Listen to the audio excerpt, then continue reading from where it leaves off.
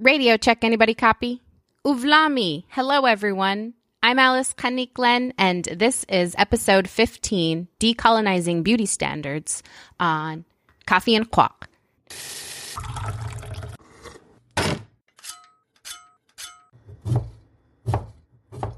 Paninnguaq is a podcast I created to celebrate and explore contemporary Native life in urban Alaska. This episode was originally recorded virtually on November 13th, 2020, for the North by North Conference Extra Tough Women's exhibit at the Anchorage Museum, and features guests Paninnguaq Lind-Jensen and Alethea Arnaquq-Baril, two powerhouse Inuit women, and I was honored to even be in their virtual presence. Francesca Dubrock from the Anchorage Museum opens our discussion.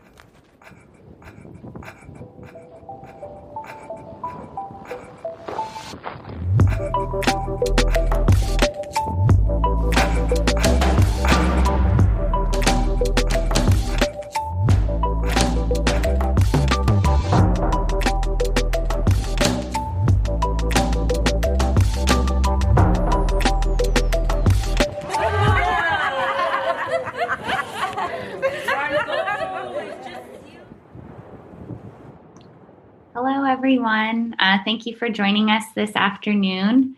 I'd like to start with a land acknowledgement. So if you could please close your eyes, plant your feet firmly on the floor, and imagine way down beneath the carpet or concrete to the ground beneath you.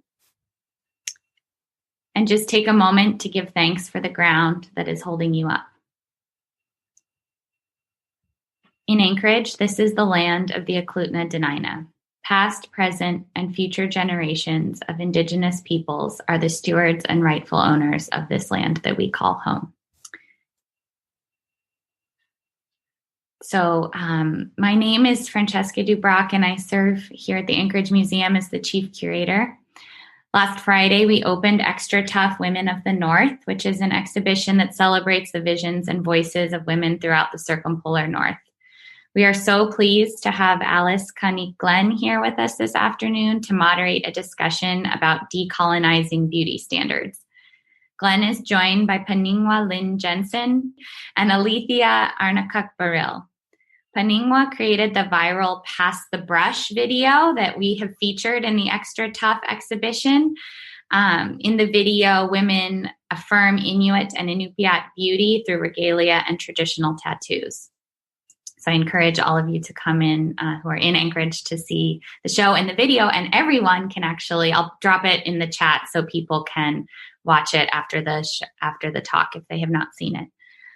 Alethea Arnaquq-Baril is an Inupiaq born and raised in Utqiagvik, Alaska. She hosts and produces her own podcast program called Paninnguaq to celebrate and explore contemporary Native life in urban Alaska. Her episodes play on KRFF 89.1 FM, Voice of Denali, KONR LP Out North Radio, and KBRW 680 AM FM.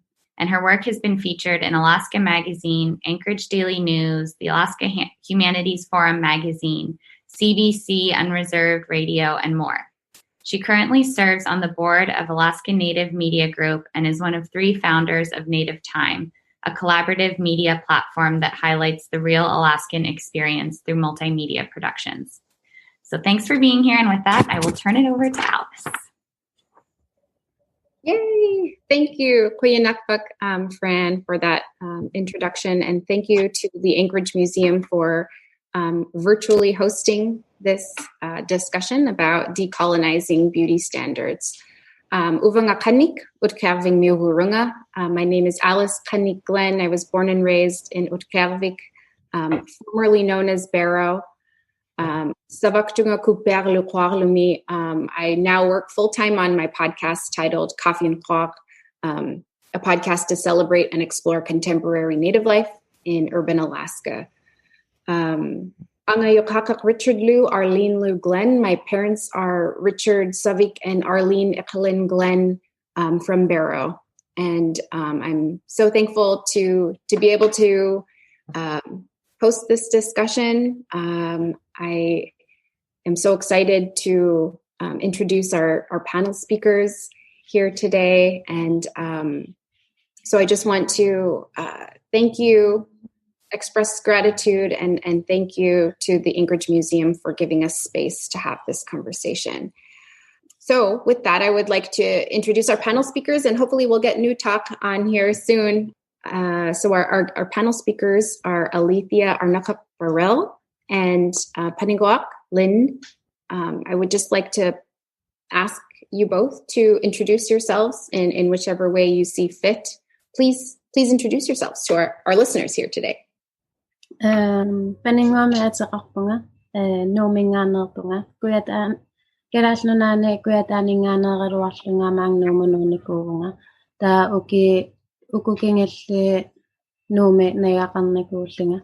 I live here in Nuuk. I mainly come from South Greenland, but I moved here to Nuuk a couple of years ago to be working on my practice as a traditional tattooer.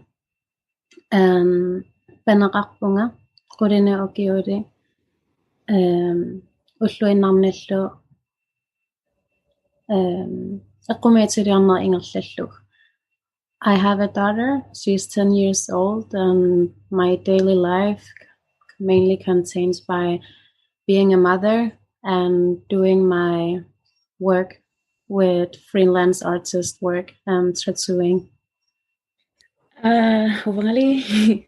I'm Alethea Arnaquq-Baril, also known as Agyok, around here. I'm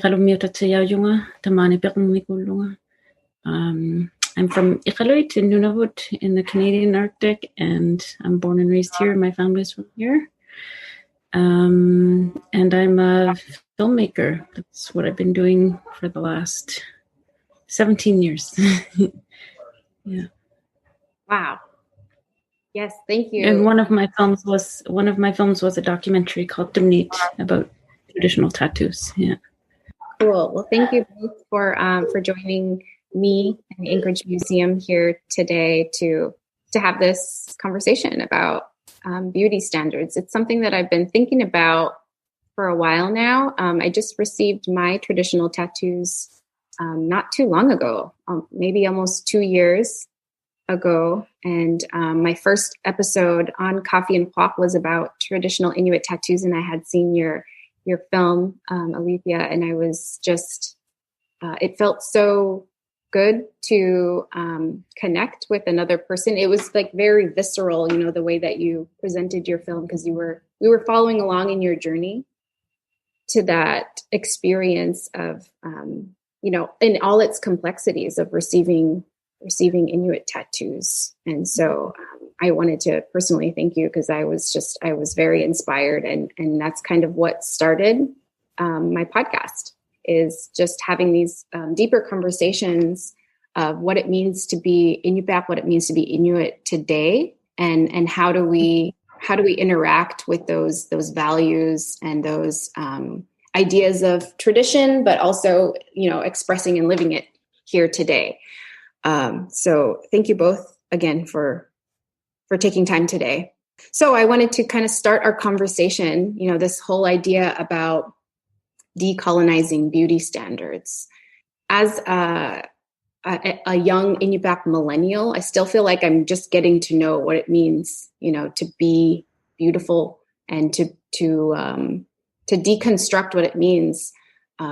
This idea of beauty and like this, beauty is in the eye of the beholder and all those kinds of big ideas. But so what I wanted to start our conversation with was, what is your basic definition of beauty? I think there are different. There's the outer, what we think is beautiful on the outside, and I think it really depends on the culture. We have a definition of beauty here in Greenland that contains long hair. When someone describes a woman, they describe her long dark hair. But personally, I think it's more like a strong character, a resilient and strong person that with good intention to help others. I think that's how I see mostly, because honestly, I think people are beautiful in so many ways and in their own ways. So like what I put values into is how people are as a character. For me, I think I've benefited from being advised by other people about what beauty is. And, I think my answer would have been very different 20 years ago. But this question brings to mind an interview I did when I was researching tattoos and traveling across the Nunavut territory to interview elders about tattoos. And one of the people I interviewed, she wasn't an elder at the time, but she was one of the first people I knew that got a traditional tattoo. Her name is Nelly Kusuga. And we talked about beauty and beautifying, and, I had said that I thought the tattoos were beautiful, and that's why I wanted to research them. And I became curious when I got pushback from my own community about the idea of getting tattooed. And I was curious why they weren't around anymore and why people seemed to really be concerned or upset by the idea of them coming back. So we were talking about the subject broadly, and she pointed out to me that in the past, beauty was seen as whatever it is that makes one look and feel healthy, inside and out. And we would aspire to project ourselves as healthy and strong and capable. And that somehow over time with colonization, other societies' versions of that were implanted upon us. And so instead of trying to be healthy, we were trying to be skinny or blonde or wishing we had things that we could never have, like blue eyes and that kind of thing. And how unhealthy beauty has become for a lot of young people.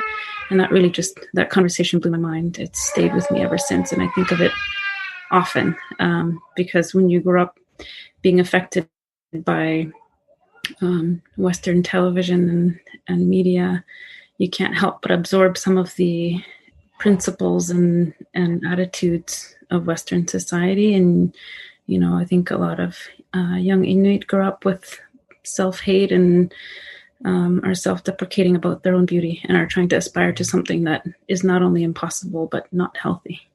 I agree. Like especially because it starts so young, like in the early age, like when we start to reflect ourselves in our surroundings and the cultural and the social norms of beauty, we get all these signals from our surroundings of what beauty looks like. And for us, it's just like Alethea said, it's impossible. It's physically impossible for us to fit in the Western beauty standard. Then we fight our own body for so many years. I have been fighting my body for so many years, trying to change it into something that was not healthy. And it took so many years for me to get to a point where I realized that there was nothing wrong with my body to begin with. And different doesn't mean less. And that this is the body that I was gifted. And I'm really grateful. Yeah, I think that, I am one of 4 daughters.